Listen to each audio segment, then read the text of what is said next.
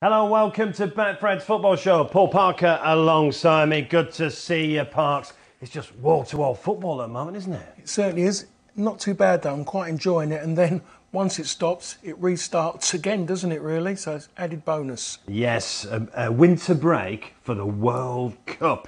Right, let's have a look how the Premier League table looks after the midweek action. Here's Matt Hulmes. Here's the table then as we go into this weekend. One thing for sure, when we come out of it, Arsenal will still be top. They have a 4-point cushion ahead of this weekend's fixtures. City in second. Spurs disappointing, weren't they, in midweek? Still though in third place with the big game this weekend. Sees fourth versus fifth clash at Stamford Bridge, a point separating Chelsea and United. Of course, this will go a long way to deciding who will finish in the top four at the end of the season. Newcastle going great guns. Liverpool getting back to some kind of respectability now in seventh place. They go to Forest this weekend. And what about Fulham? Another big win in midweek, now in the top off despite a minus goal difference. So brilliant stuff though from the Cottagers. So that's the top half of the table.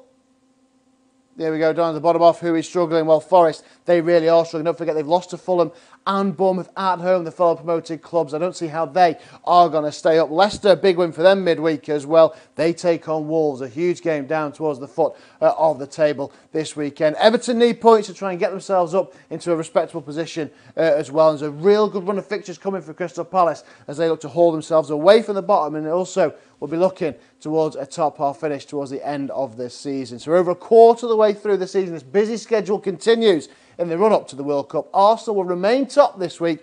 Big game at the bottom though, Wolves versus Leicester, and a huge game in the sense of top four, Chelsea versus United at Stamford Bridge.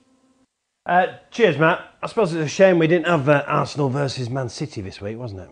No, I think everyone would watch that, just more than anything, just to see how far Arsenal have come. Because at the moment we're seeing they're putting some good performances. They've got the results that go with those performances, and I think everyone just want to see how close they are to competing against City, especially with Arteta being one of Pep's coaches. I think the last two games really significant for Arsenal. The 1-0 win at Leeds, certainly that second half, it was a backs against the wall for Arsenal. And then when Liverpool got to 2-2, they kicked on and won 3-2. Two really significant wins for Arsenal, as They were. I mean, I think a lot of people did think that being at Ellen Road and maybe there's still a little edge towards with those two when they play each other, that Leeds, and it was a kind of game that Leeds love getting the atmosphere up, that they could have maybe crumbled. Arsenal of old would have crumbled, as the saying goes.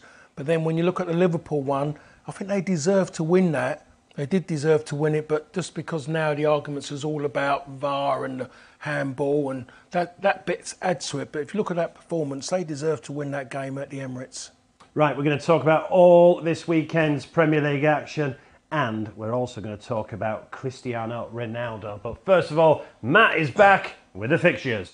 Here we are, another 10 fantastic matches in the Premier League this weekend. Starting at the City Ground at lunchtime on Saturday. Liverpool long odds on 2-9, continue their good recent run as they take on Nottingham Forest, rooted to the foot of the table and really are struggling. Everton and Palace, Everton favourites for this one as they welcome Palace to Goodison Park. City long odds on as they host Brighton. Brighton already got 3 points from Manchester this season. Can they cause a surprise at the Etihad? Then the big game, tea time on Saturday at Stamford Bridge. Chelsea even money taking on Manchester United, who are at 9-4. Two teams who have also found a recent bit of form clash in that big game in terms of the top four. We've then got managerless Aston Villa taking on Brentford. Brentford 12-5. A good performance. They were lucky not to beat Chelsea in midweek. They could be value on the coupon against Aston Villa, who will, I say, be looking for a new boss after the sacking of Steven Gerrard. Leeds, I thought, were woeful on Thursday night against Leicester. Again, Fulham look overpriced in that one after their big win on Thursday against Aston Villa. Arsenal 8-15 as they travel to struggling Southampton as well. Now, Wolves taking on Leicester, a massive game at the bottom of the table. 18th versus 19th. Managerless Wolves, though Steve Davis has been put as interim coach now until 2023. Taking on a Leicester side, big win for them. Can they build on that from Thursday night? Spurs taking on Newcastle. That's another huge game. Spurs woeful in midweek against the Newcastle side, who are going great guns under Eddie Howe. And then the last game of the week sees West Ham take on Bournemouth down at the London Stadium. Some cracking games, particularly this race for top four Chelsea United and the Wolves and Leicester basement battle. For me, though, Brentford and Fulham look overpriced away from home this week. Let's talk about the game of the weekend, which is 5:30 Saturday, Chelsea versus Manchester United. But Paul Parker, you were in that dressing room at Manchester United, a successful dressing room as well. Let's talk Cristiano Ronaldo. Erik ten Hag has confirmed that he refused to come on as a substitute on Wednesday night against Spurs. He left early. He's not in the squad for this weekend's game. Erik ten Hag has said today that he remains an important part of the squad. And Erik ten Hag has also said, football is a team sport. You have to fulfil certain standards. Right, how do you view this? I view that on exactly the same as what the manager does at this moment, and the managers that I've played under, how they would be. I would always be respectful to the people I played with, and the players would always be the first thing in my mind if I was to go and do anything, and I wouldn't want to involve them in my personal issues. And that's how I was, and that's how I think players during my time and maybe just after that were exactly in that way as well. And what Ronaldo had done, walking off was terrible what he'd done.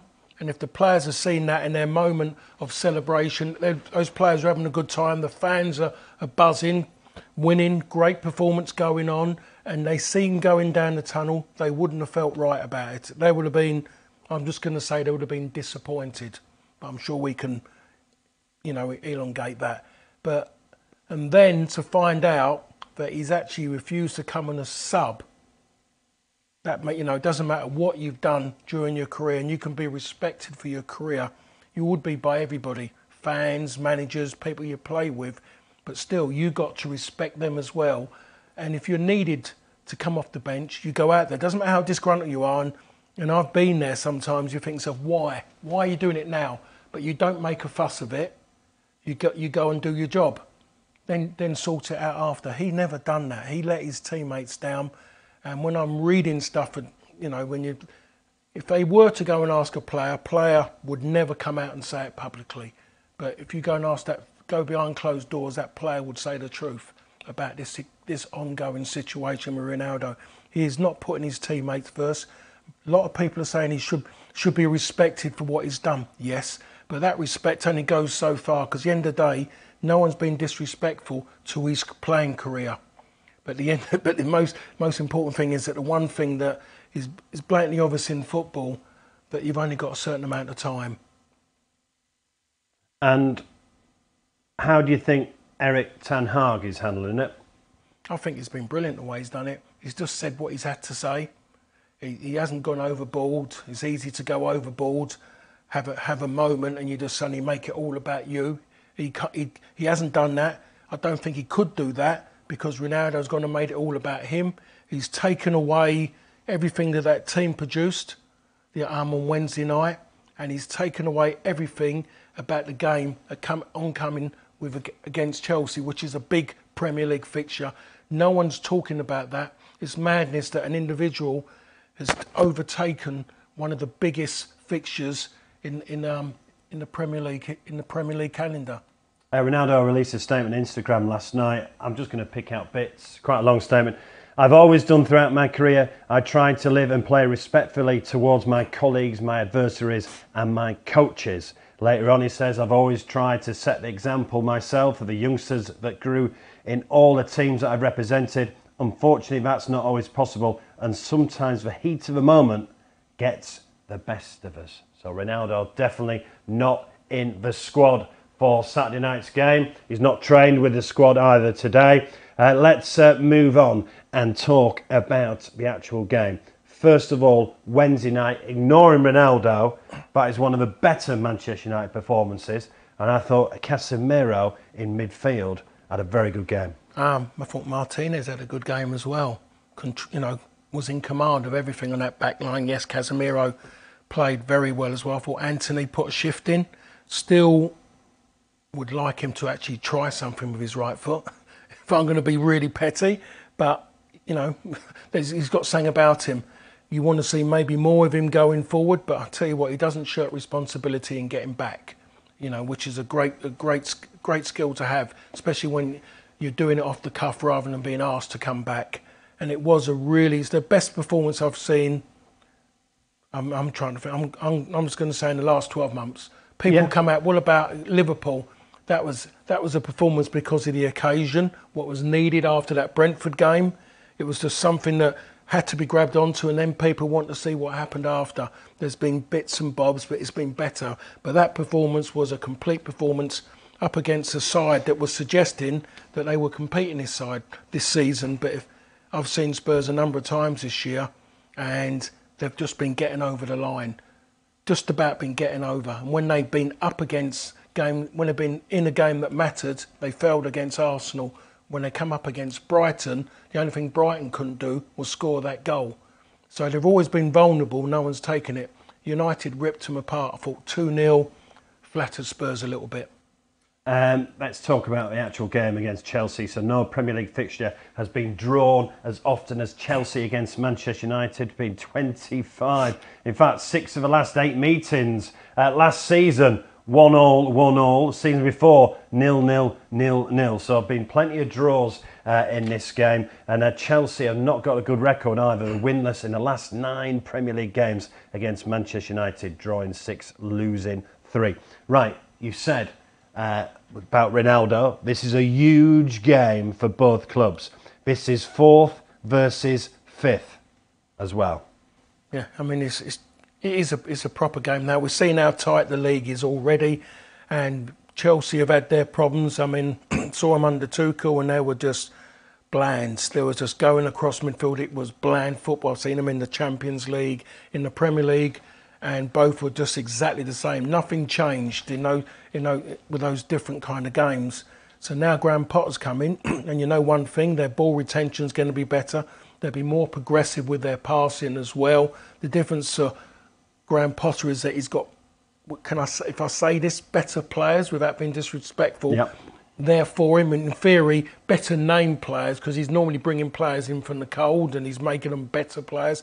Now he's got better players to make even better technically and maybe with their decision making in the way that he likes it. So this is a different Chelsea now that Manchester United are playing and what they were a few weeks ago. They're a better Chelsea now because they're scoring, they're winning games, and they've stopped conceding sloppy goals.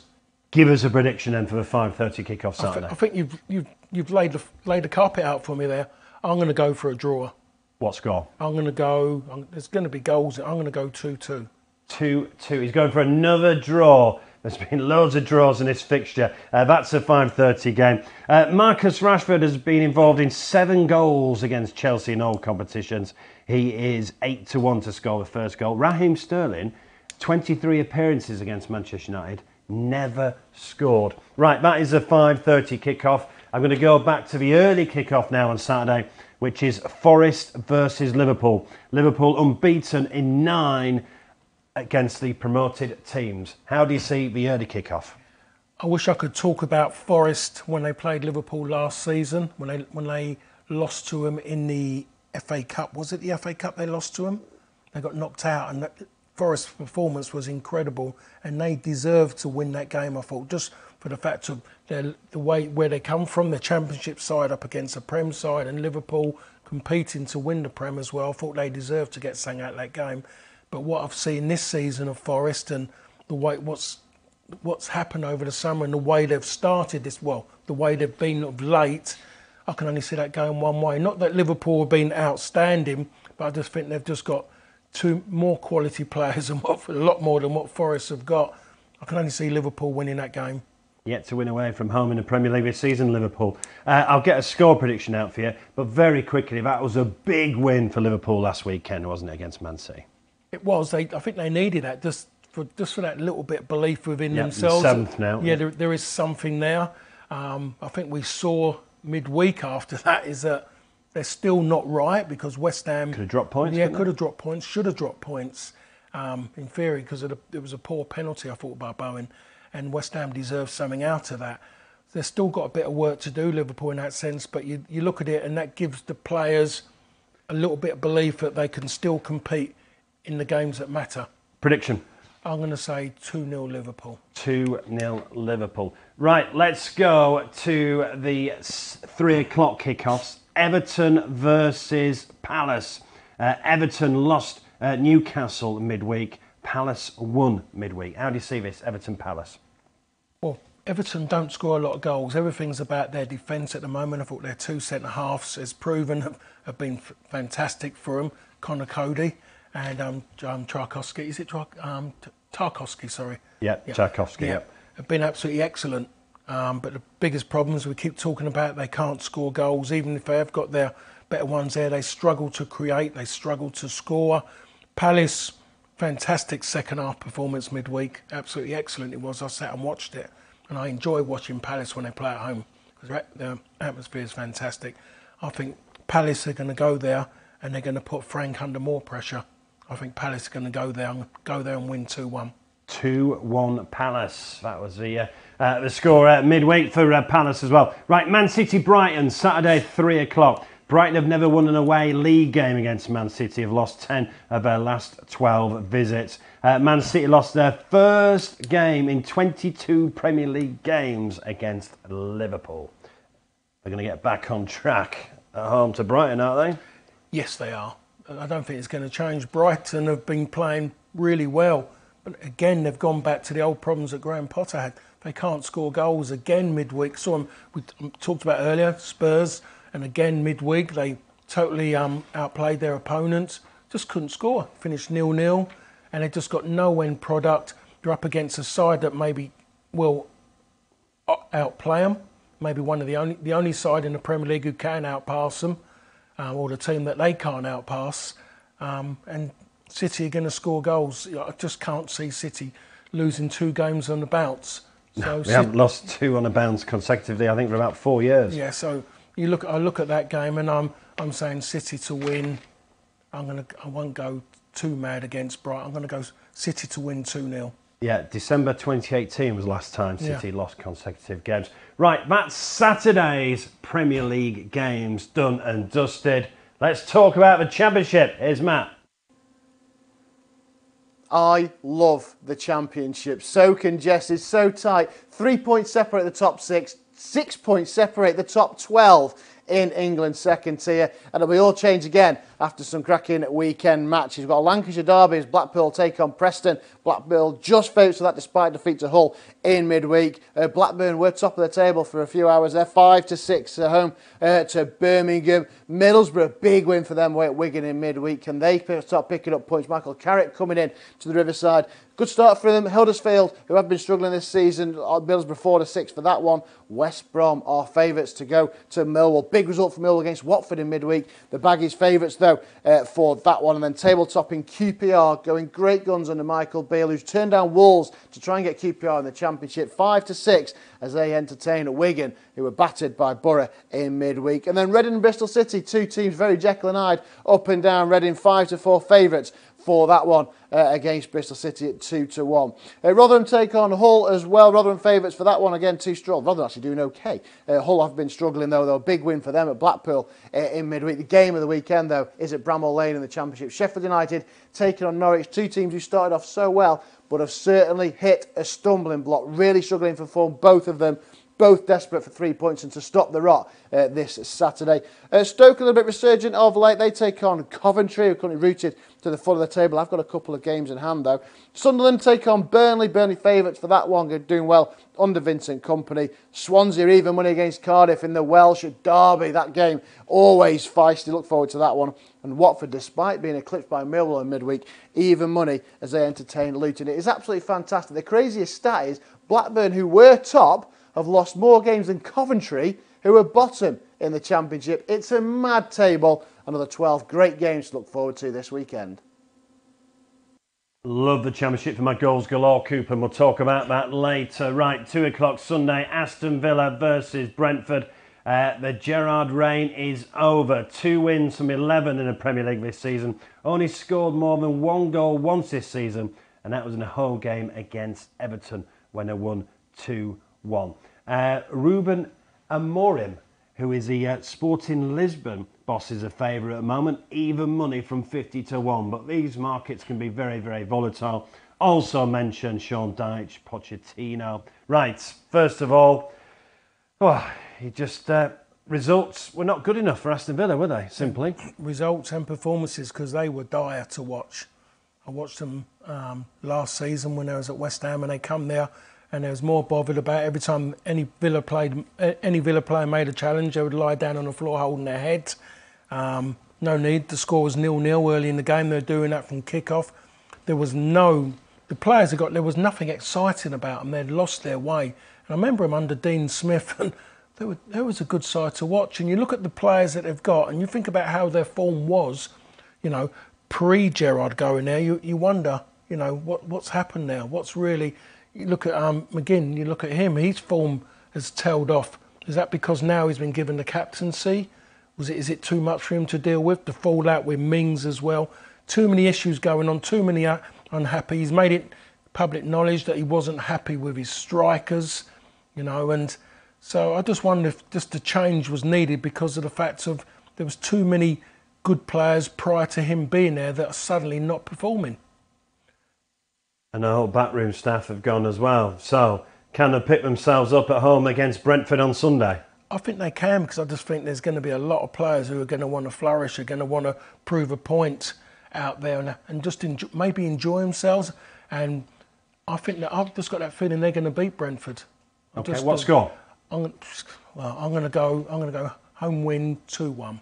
2-1 Villa. So Gerrard sacked last night. Right, Leeds, Fulham, 2 o'clock. It was Fulham that beat Aston Villa on Thursday night. Leeds lost at Leicester 2-0. Leeds not won now since that brilliant win over Chelsea 3-0 on the 21st of August. Look, Leeds, Fulham have got a good record against Fulham at Ellen Road. These are the games that Leeds need to start winning quick, aren't they, against your old club? Yeah, I mean, during my days at Fulham, we always used to win at Ellen Road. But that was a long time ago. Yeah. Just before you say anything. Black and white TV, wasn't it? It was. I think feels like it. After Fulham's performance last night, and it was absolutely excellent, their performance. We can talk about Villa, but you have to, you can only beat what's in front of you, and they've done it well. The scoreline maybe just about right. The difference between the two sides, the way Leeds were. I could watch it the way the games worked, and Leeds were poor. No, didn't really look like they were going to score. Any cohesion that they had at the back end of last season under their new manager doesn't seem the same now. And obviously there's rumours about him now, and there's rumours about every manager. Is it right to try and sack the manager now before the World Cup and let someone else kind of have time to work with him? That seems to be going through all these boardrooms at the moment in time. But I look at it, and Fulham will go there and win that game. At the moment, they've still got a lot of players out, by the way, and they're getting by. And you have to say, Marco Silva has surprised me. What he's gone and done, he's changing players around. Players are performing as well. He's got a good unit going there at the moment. Come on, give us a prediction. I'm going to say Fulham to win that game. I'm going to go 2-0. 2-0 Fulham, more misery for Leeds. Patrick Bamford, by the way, scored in all 4 of his league games against Fulham for Leeds. He's 4-1 to get the first goal. He was back last night as well, Patrick Bamford. He captained Leeds as well. Right, the game live on Sky at 2 o'clock is Southampton versus Arsenal. We spoke about Arsenal at the beginning of the show. They are playing very, very well, and Southampton are on this awful run. They are. They won midweek, didn't they? Did they win? They won 1-0 at Bournemouth. Yeah, but before that, we were on an awful run. Yeah, they did win, yes, and it was a good win, a local derby as well. But Arsenal, you can't go against them at the moment, as we talked about. As bad as their run were, and they get a little bit of relief, I think they're going to go back on the painkillers again. I think Southampton, against the way Arsenal are, you can't go against them in a game like this at the moment. You have to believe that Arsenal are going to win this game, and I would say quite comfortably. Go on, give us a scoreline. Away win 2-0. 2-0 Arsenal. Arsenal top of the table, of course, by 4 points, and they played in Europa League action and did the business. So Southampton did win midweek, but at home they went on a 10-game unbeaten Premier League home run between October and February this year. But now Southampton have lost 7 of their last 11 at St Mary's. But they did beat Arsenal in April, and they beat Chelsea in August. Right, Wolves, Leicester. Big win for Leicester against Leeds. Yes, it was. It was far too easy for them in the end. Really, And you look at what they've got Leicester, and they've got problems this there. is 18th versus 19th. Yeah. This is huge. Yeah, it is, yes. And Leicester going into it with a little bit of confidence because they were the better team by far, but they're going up against a Wolves side who's still managerless. And when maybe say their first half performance against Palace was decent, second half was all about Palace. I look at this game. This game, for me, it's got the possibilities of a score draw. I'm going to go 1-1. 1-1 for Parks. Right, the 4:30 game. Hopefully it'll be a cracker, plenty of goals. Tottenham versus Newcastle. How do you see this one? The way Newcastle played when they come to Old Trafford, they know how to close up. Yeah. I mean, they've got some willing players there. They've got a lot of energy. Another clean sheet midweek as well. Yep. Got some rejuvenated players from the Steve Bruce era who have been reinvented under the new management team. Adding to that, the players that they're brought in. At the moment, they're a little bit of a real deal without being excessive as what people thought they were as well. Their key centre forward now is out for quite a while. They can score goals. Dead ball with some big men now. Yeah, no Isak. Yep. I think I've got to really look at this one and say, after their performance against Tottenham, which they've got to etch out maybe out of the history books and start again, I've got a funny feeling I'm actually going to be there at this one as well. Yeah. I've got a funny feeling Newcastle could go there. Give us a score. I'm going to go away win, 2-1. Yeah, well, they weren't great at Old Trafford, were they, Spurs, on Wednesday night? Right then, my favourite bet is goals galore. Let's have a selection. Here's Matt again. If at first you don't succeed, try again. After last week's abomination of the goals galore, never do the early kickoff. We go again. 5 games, 10 teams, 16-1 if they all hit the back of the net. We start with Everton versus Crystal Palace on Merseyside. 5 of the last 6 times they've clashed at Goodison. Both teams have scored. We're going for that one again. Leeds and Fulham played out a 4-3 classic last time they clashed at Ellen Road. More of the same, please, for both of those teams to find the back of the net. Blackburn taking on Birmingham, high-flying Blackburn. Birmingham doing well this season, much better than many predicted. For the last 5 times these have clashed at Ewood Park, both teams have scored. Fingers crossed that stat continues the run as well. Reading and Bristol City. Reading very much hit and miss. Also on a great season though. Under Paul Ince, much better than people expected. Bristol City starting to get results as well. Both in a little bit of form. Both expected to find the back of the net in that one. And then QPR taking Wigan. QPR going into this weekend, top of the table. Michael Beale refused to go to Wolves. He's got a nice young side here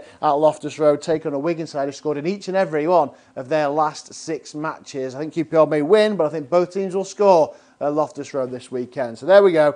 5 games, 10 teams. If they all score, 16-1, please, third time lucky. Cheers, Matt. When both teams score, it's goals galore. Right, Monday Night Football, West Ham versus Bournemouth. Following a 6-game winless run at home, West Ham have won their last 2 in the Premier League. I'm going to favour West Ham in this one because Bournemouth now have lost that unbeaten run, which was keeping them going for a while, which normally happens with a side. They lost a manager and someone comes in. It gives him something to really push towards and to push in towards the players as well. They've lost that now. And West Ham's performance would bode really well from after what they've done at Liverpool. Yes, they got beat as they normally do. David Moyes loses another game there at Anfield. But I think West Ham to win. I'm going to say West Ham to win this game. My favourite line is 2-0. 2-0 West Ham. Parks, thanks for coming in. Yeah.